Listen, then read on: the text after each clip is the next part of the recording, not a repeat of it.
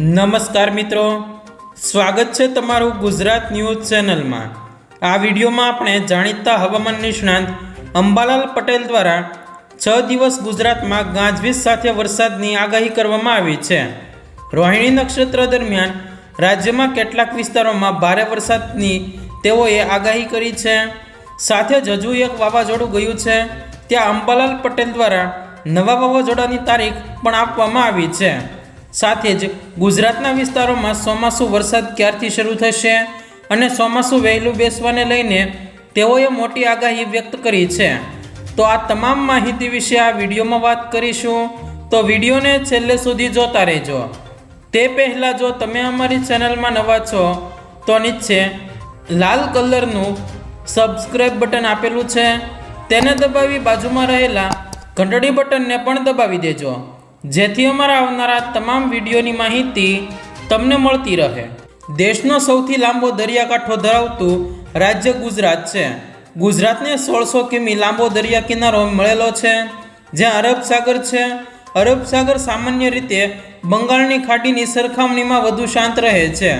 આથી આમ જુઓ તો મોટા ભાગે બંગાળની ખાડીમાં વધુ એક વાવાઝોડું આવતા અત્યાર સુધી જોવા મળ્યા છે। અરબ સાગરમાં નહીં, પરંતુ છેલ્લા કેટલાક વર્ષોથી અરબ સાગરમાં વાવાઝોડા આવવાનો દર, તીવ્રતા અને ભયાનક વધી રહ્યા છે। બંગાળની ખાડીની વાત કરીએ તો અરબ સાગરની સરખામણીમાં તે વધુ ગરમ રહે છે। બંગાળની ખાડીમાં વર્ષમાં 2 મોટા ચક્રવાતી તોફાન આવવાની આશંકા રહે છે, જે સામાન્ય રીતે માર્ચથી મે અને ઓક્ટોબરથી ડિસેમ્બર વચ્ચે આવે છે। બીજી બાજુ અરબ સાગરની વાત કરીએ તો અરબ સાગર પણ હવે ક્લાઇમેટ ચેન્જના કારણે ગરમ થઈ રહ્યો છે। આથી ત્યાં પણ વાવાઝોડાની સંખ્યા વધી રહી છે, જેના કારણે અહીં પણ વધુ તીવ્રતાવાળા વાવાઝોડા ઉદ્ભવી રહ્યા છે।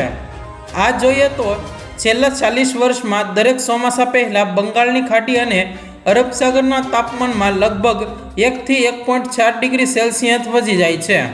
આ વૈશ્વિક ગરમીના કારણે થઈ રહ્યું છે। આથી તોફાનોની સંખ્યા અને તીવ્રતા વધી રહ્યા છે। બંગાળની ખાડીમાં આ અગાઉ આવેલા ખતરનાક વાવાઝોડામાં આસાની, અમ્ફાન, ફાની, નિવાર, બુલબુલ, તિતલી, યાસ અને સિતરંગ વગેરેનો સમાવેશ થાય છે। જ્યારે અરબ સાગરમાં તાવતે વાયુ, બિપોરજોય, નિરસંગ અને મેકાનું આવ્યા હતા।